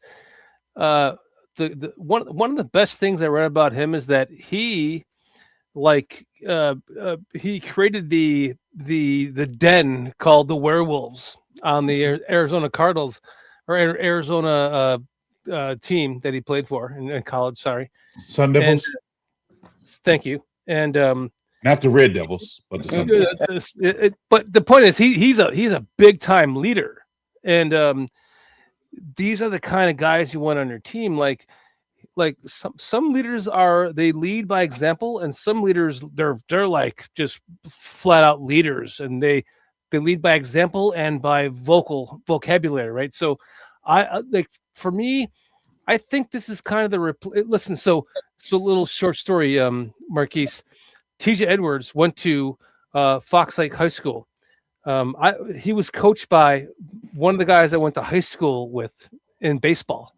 So he's like a good friend of TJ to this day. His son, the guy I went to high school with, his son that played football and baseball with TJ Edwards is in the major league. He's in Major League Baseball right now. His name is oh God, I can't think of it right now. It's too late. I've had way too much work stuff going on, but it'll come to me in a second. He's in the major leagues right now. So like this kid. Keyshawn Elliott reminds me a lot of TJ Edwards and just about the overall, what TJ Edwards exemplifies. So I'm kind of excited. Like this is like where you add to the linebacker room with his speed is not fantastic. It's kind of like similar to TJ Edwards, but as his work ethic and his leadership, I think, goes a long way, and I think that's something that you need in a team. The What Bears was his look name again? Keyshawn Elliott, Keyshawn Elliott. and the Bears have a very specific human being in mind when they draft these players, and Keyshawn Elliott fits the mold for me. I'm excited about this pick, man. 6'2", 231 pounds out of Arizona State, 163 tackles and 9 sacks over the past 2 seasons. Just a stud. I think that he's going to develop into Dennis Allen's system very well. Let's hear your thoughts, guys. I'll go with you, Marquise. I'll say, I watched this tape and I feel like I'm not hard on most of these young guys because I know how it is, but I was thinking more first year being a special teams guy as well. Being a guy, start special teams and kind of work his way up in the depth chart. I feel like he struggled with getting off blocks last year. He could hit a gap and make some plays, but on the tape, he get caught by anybody. Ryan Noda, thank you, my buddy Ryan Noda is the baseball player in the major league. My buddy's son. Thank you. I'm sorry to interrupt you, but go ahead. No, you good. So I just feel like thank you, Winnie City. He's a guy that's gonna he's gonna work his way up. He's a rookie, and he just add that depth to linebacker, like you said, Dan. And I feel like going forward, special teams guy that'll just work his way up, and if he gets a chance, he could probably show how to make some plays and probably move on up. That's what I would say about him. Love it. PJ? Well, I was taking the time and I looked up the 40 times of TJ Edwards and Elliott. TJ Edwards was 4.77 40, and Elliott was a 4.58, which tells me he's faster. So I know Ryan Poles has said that he believes this team has gotten faster. So that shows there. The linebacker room, like I said, it's going to have some good competition. I thought Noah Sewell was playing well the first few weeks of the season. Then he did kind of fall off, and then he ended up getting hurt. But I thought he started off playing pretty well. I think with Ruben Hippolyte's speed, you can't discount that. I mean, that guy was blazing fast. What, he ran a 4.3 or something like that? He's fast, so you got to take that in consideration. Then you're looking at Bush. He's another fast linebacker. So the linebacking core has gotten faster. It's going to be some good competition. Sanborn plays fast. I mean, he's not really fast himself, but because of his anticipation, he plays faster than he actually is, which is again another good piece. So yeah, it's going to be very interesting. I think out of all the positions on our team, that'd probably be the most position with the most competition because you got guys, you got guys there who can play, and it's just going to come down to who's going to actually rise and actually play. Yeah, I agree with you 1,000%. So you want to move on to the last guy before we wrap this up? Yeah. Jordan Vandenberg. Finally, we get a defensive lineman. What do you guys think about him? When I first saw his tape, I thought, maybe the number 99 reminded me of Dan Hampton, but maybe I'm wrong on that. Maybe he actually is a flash of Dan Hampton. Thoughts, guys? I mean, like PJ said, we were hoping for a guy in the second round, a guy who can actually you can see actually get on the field. This is a guy I feel like, you got to pick and you just want to add more depth to what we already have. You know what I mean? Injuries happen, he could be a guy that can play, a couple downs here and there. I feel like with him on the tape, I didn't really see too much of him being a right now presence. That's all I'm gonna say. Maybe I didn't watch the right YouTube video, but I mean, I'll say if Grady's not good to go, those guys are hurt this year. I mean, you never know. But we have a lot of defensive linemen on that football roster. I mean, everybody can't be hurt. If it is, we'll have to do a live look in with the training staff of what's going on behind the scenes because everybody but be healthy this season on that defensive line. I agree with Tony Moy. When I first saw him, and the first time I saw him was during around the draft time, well, after we drafted him. He reminds me of Fisk for the Rams. I think he played the Rams. He played with the Rams, right? But he played with Clemson, am I correct? He played with Florida State. I think they both. Florida State, okay. Him and you're right. What's his name was on? Yep. Mm-hmm. Him and Verse was together. Yep. So yeah, he kind of reminds me of him, and I'm thinking like, well, first of all, he's a hybrid. He's kind of like a hybrid, and again, that age thing. He's an older guy. He's about 25. He's an older guy. So I'm like, well, and he's still new to football. He's an older guy, still new to football. So how much can we really work with him and develop him? Is it even time to develop him being 25? It's a lot of questions mark. Yeah. That's what I'm saying. I mean, so that's why I'm wondering about him. I mean, I think I like his motor. I do like his motor. As far as he has pretty good strength, but does he has functional strength in the game? I haven't seen enough of him whether or not to say he has functional strength in the game, but I do like his motor. I don't know. I mean, he's kind of an unknown for me. To answer Tony Moy, he says, was he a wrestler? I don't know if he's a wrestler. I thought he was more of a rugby player. But again, you can be strong, but is it functional? I mean, and that's the thing, being in the trenches, because you got to have a certain amount of quickness to you. You still got to have the right proper technique as well. Well, yeah, you got. I mean, and you got to have that quickness because you're like in a phone booth. So it's like it's all about that quick, the quickness with the hands and the hand placement, leverage, all these things. And again, being fairly new, I think he's only been playing football 5 years. I think started in his 8th grade year. He started playing football, so he played highs. Okay, wait a minute. Maybe it's longer. Maybe it's 8th grade. That means it's about 8th grade. You're about 14. So he's 5. He's been playing football. Would you say 10 years? A decade? Yeah. 10, 11 years. Ain't bad. Yeah, it ain't too bad. But I know he started young. Maybe it was his 9th or 10th grade year that he started playing. But I know they said he hasn't been playing very long. because coming from South Africa, he didn't really play. Well, he didn't play football over there. Correct. So Yeah. it's tough, but he is strong. I mean, 35 reps on the bench. I think he's a 6 rounder. Let's leave it like that. He's a 6 rounder. Let's see.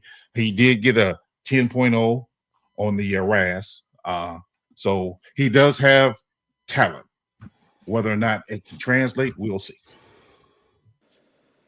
And I think when we're looking at most of these picks too, and as I just go at all of them, I feel like where we were, we had a great season. So all our picks that we had were in the back end of the rounds. So right. a lot of our fans, you could say they were unhappy, or some of us were happy. I was okay with what we got, where we got them at. Honestly, it is what it is. We had a talented season. We had the 25th pick.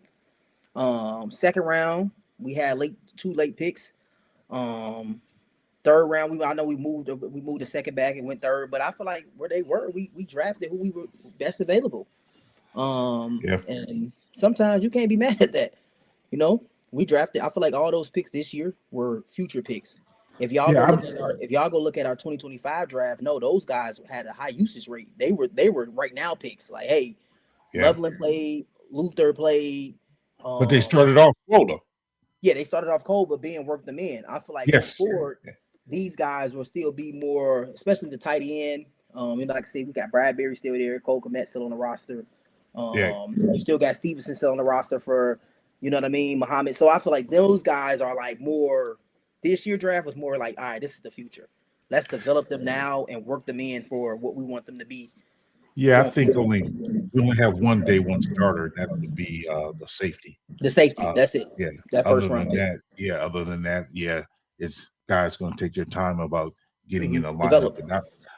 And I'm good with that because I thought that the way our rookies came in last year was good because they started off slow, but then by the end of the season they were rolling and they did not hit that rookie. They did not hit. Yeah, hey, Loveland was so hot. I would remember every game. I'm like, is it anybody who can really stop this guy?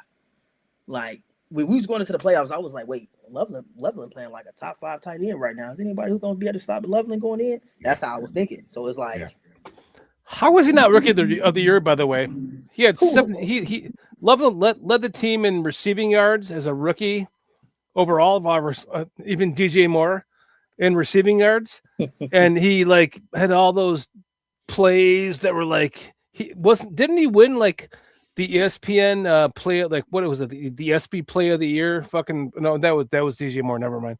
But I think he was in the running for it. Said they try to this to take DJ Moore chat. But it's no, that was a kudos to DJ Moore, but why wasn't he rookie of the year, man? I feel like who won first of all, who won it? Who did? That's a good question. Oh, that's on the tip of my tongue, but wasn't that tight end, was it? No, because it goes no. Who won NFL? It was a receiver. 2025 rookie of the year.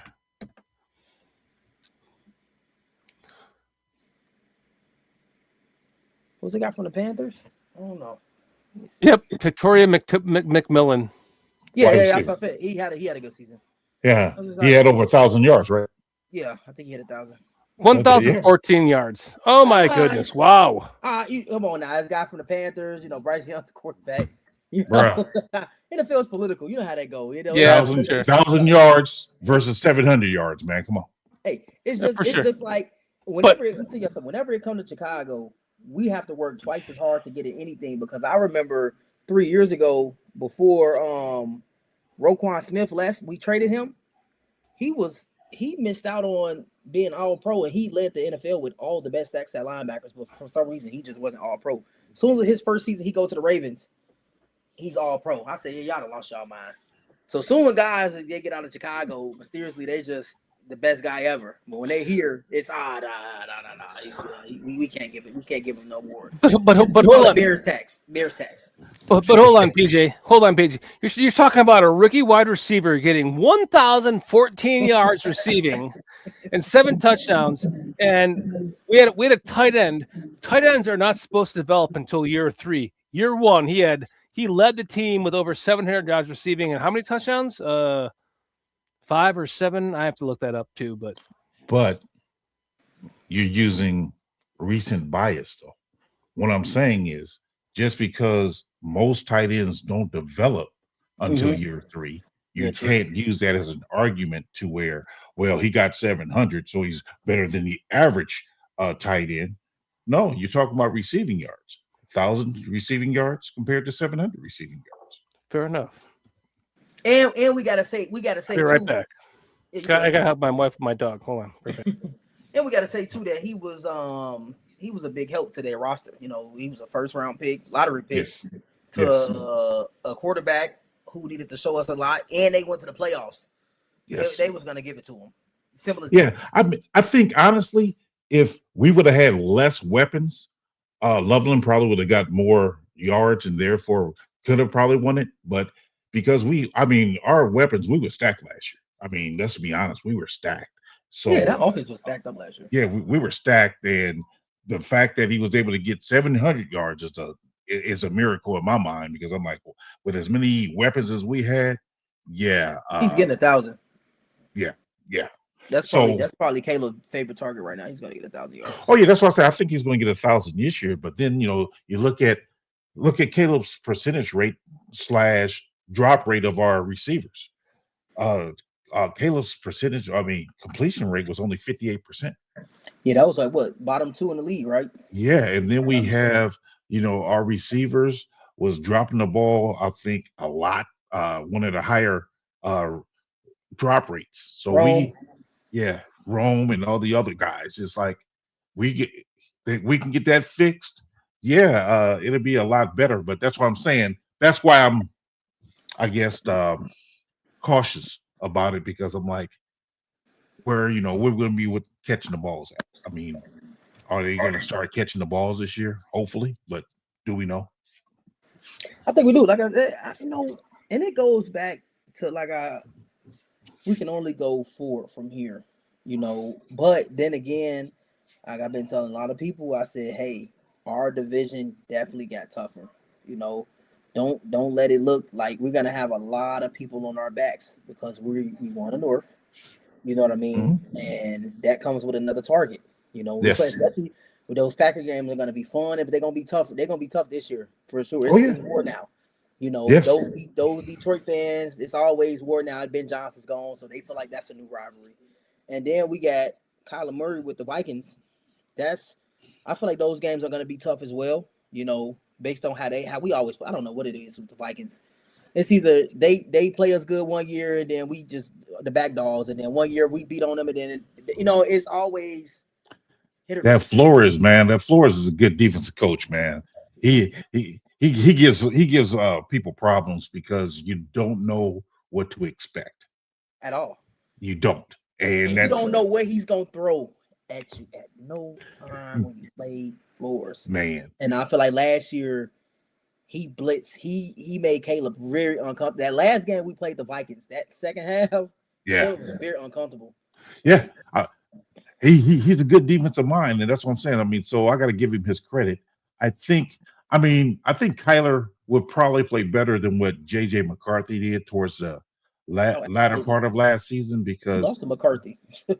Man, we lost that first or second game to McCarthy, and it's like, bruh, McCarthy, I thought he was going to be that guy.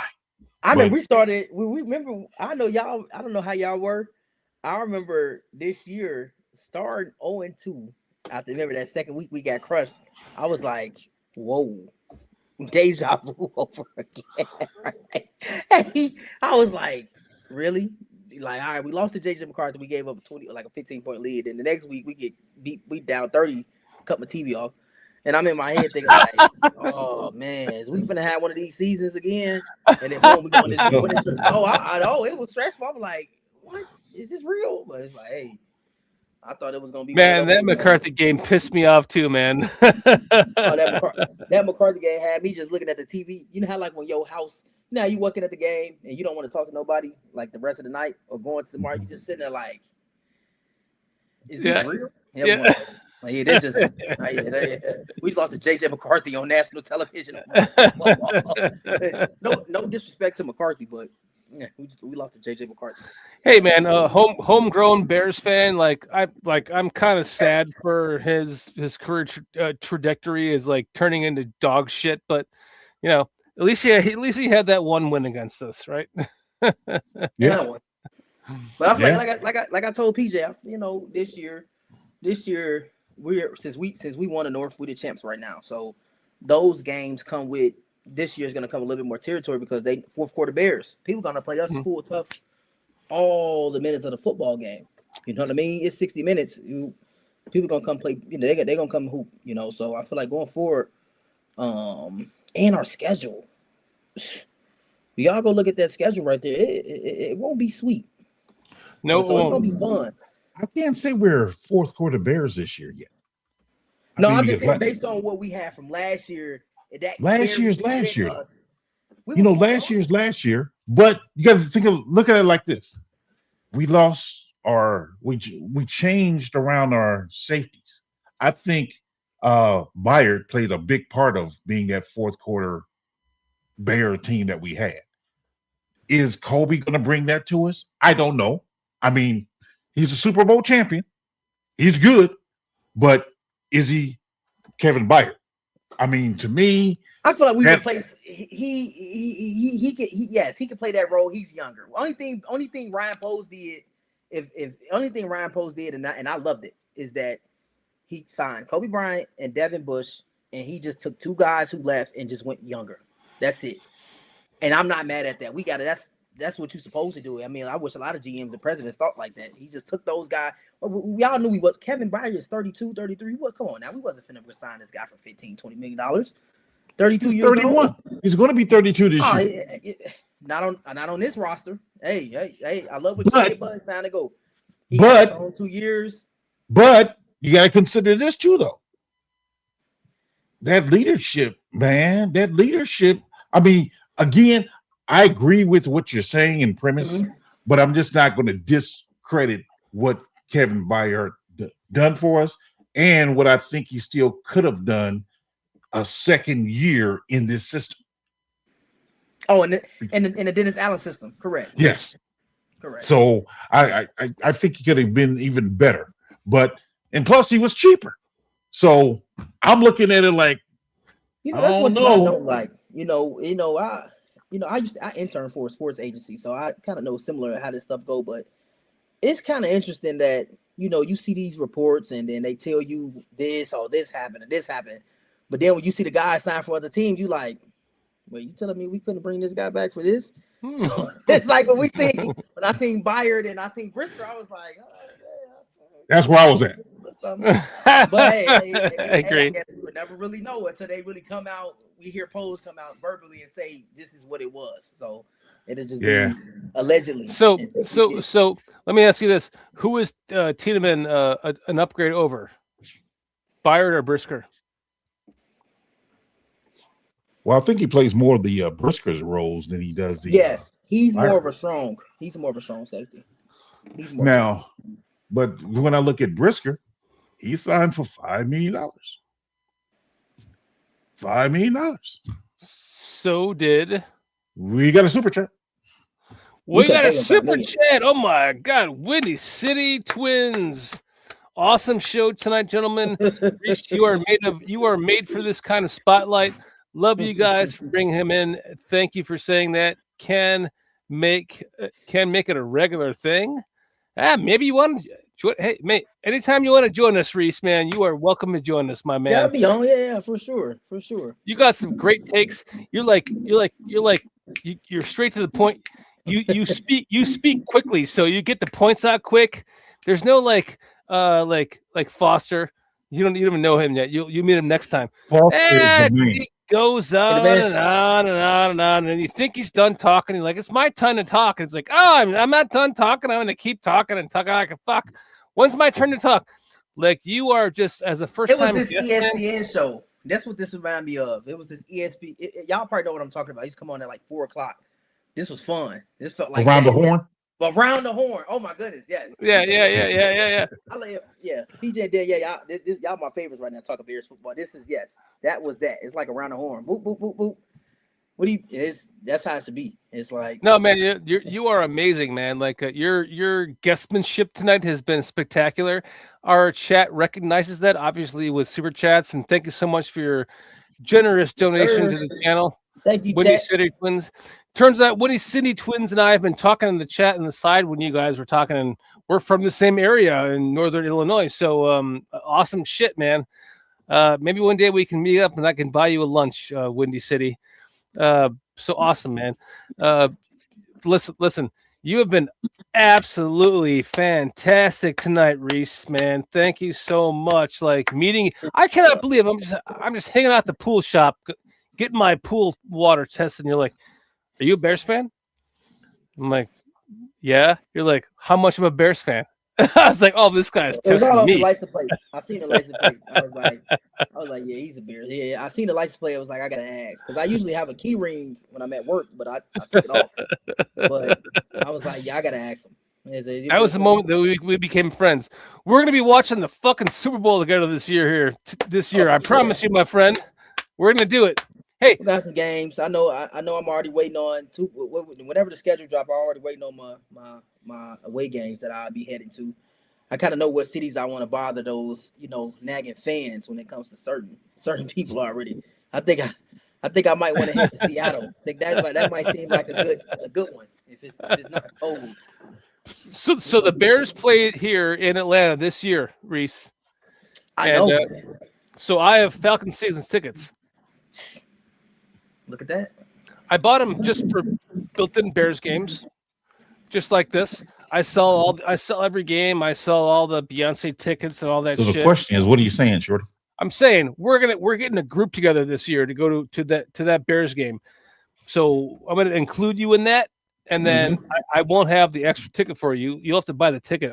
If it was just you and me, I would give you the damn ticket. But we're going to have a group. So my wife is taking the extra ticket, but we're going to have a group going together, and we're going to bring this shit to Atlanta.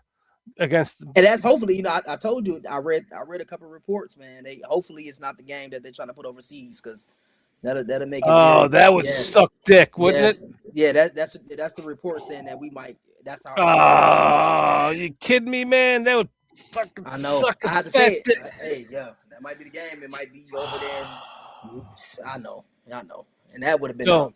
Don't do that to me, Falcons. I will. Hey, I will stop buying my tickets. We know in a few weeks. Yeah, we will. And just so you know, I've said this a million times on this show. Every time I've gone to a game for a Falcons game, go watch Tom Brady play or whoever. Literally, I literally have bought a chicken finger basket, which is chicken fingers and fries, a cheeseburger, a beer, and a water for $13. Yeah, hey, it's good prices there. Actually, that's one beer and going to Soldier Field, man. The game, I was already here when we played. We had the Bears take over in Atlanta 4 years ago. That game was. I was at that game. That game was the West. It was a bear. It was you would think it was at Soldier Field, but in a dome. I was talking to one of the players' fathers going to I was taking the Atlanta Metro train back to the airport. So I can drive from their home. I was talking to one of the Bears players' fathers. Fuck, I forget his name. He had 3 names. He's long gone. Linebacker, long gone. Long Jean gone. Baptiste or something like that. Some shit like that. Yeah. He's like, that's my son. I was like at the train station with him. Like, that's my son. It's like, really? It was a takeover. So I hopefully we don't know the last best takeover I went to was when we played the Texans, Caleb Williams' first year. That was that game. I got pictures of that. That was crazy. Even though they was playing. But. Windy, that is crazy. So Windy grew up in Windy City grew up in the same area that I did. We were talking in the chat tonight. and he's only 5 hours away from me. Like now in Charleston, that's amazing. Charleston is fucking awesome. I've been there camping. Awesome stuff, man. Like great food. So, Windy City, thank you for joining us tonight, man. All you guys, let's wrap this up because it's going on 2 hours. I want to thank you so much for joining us tonight, Reese. Man, you're amazing. I cannot wait to have you on again. You are always welcome on this podcast. Like open invitation whenever you want, my friend. I'm sure I will. I'm sure I will see you at the pool place again soon. You'll see me soon. What's up, PJ? I want to give a shout out to Foster not being here. He had a situation that he had to take care of, so that's why he's not with us tonight. Carl also had work to do tonight. That's why he's not here. But yes, I just want to give a shout out to those two guys. You missed half of our cast tonight, Reese. So there would normally have been two more of us. Like Foster would have been here tonight. He would have been like mixing up. He's hilarious, and so is Carl. Man, Carl is our normal producer. I'm producing the show tonight, but Carl is not here. So I want to thank you guys for. I feel like when they get on, we'll be better than the Pat McAfee show. Yeah. Get them on. I have another special appearance. Just let me know. I want to thank all you guys in chat, man. You guys are amazing. Steve, Phillips, Cliff Victoria, Vizzo, Joe, Windy City Twins. Man, you guys are raging it up tonight. Raging Oracle. Great to see you again tonight. Jay Grizz. Great to see you again tonight, man. My man, Jay Grizz. Thank you for your super chat. Windy City Twins, $4.99. Awesome show tonight, gentlemen.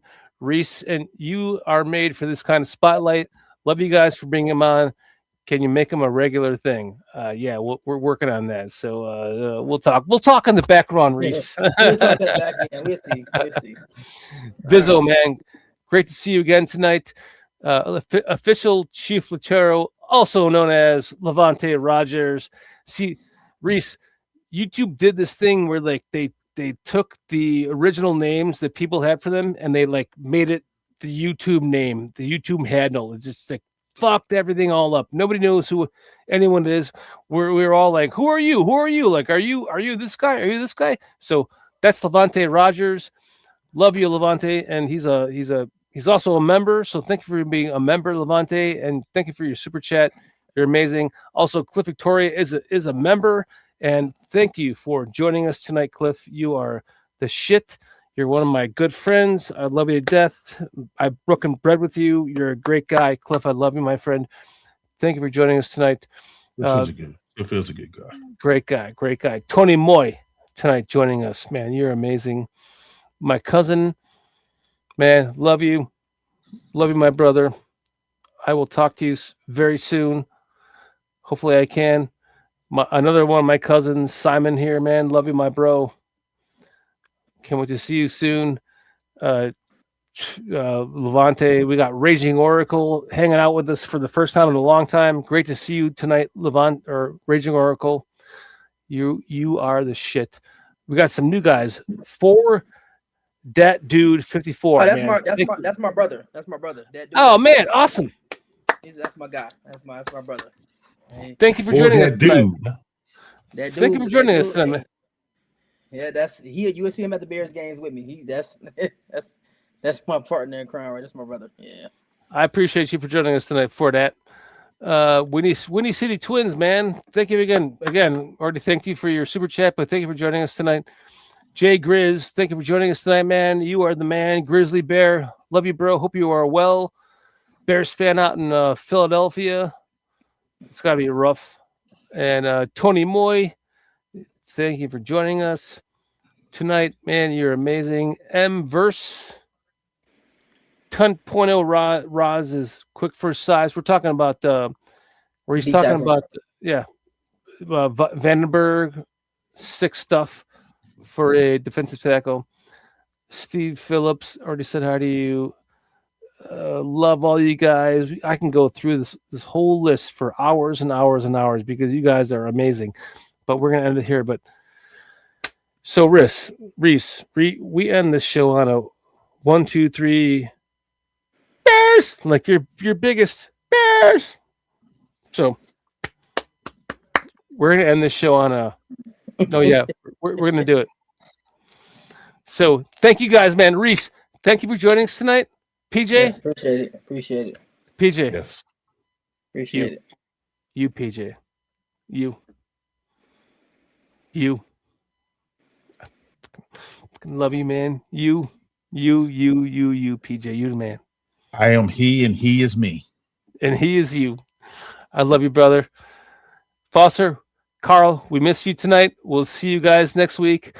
Reese, cannot wait to have you back on again, man. Yes, I'll sir. see you next week with my pool water. I see you. Yeah, if I'm here. All right, man. Everyone in chat, love you guys. We'll see you next Thursday at 9 p.m. Eastern time, as we always do. Let's end this shit on a 1, a 2, a 3. Bears. Bear down. We BCP, we BCP.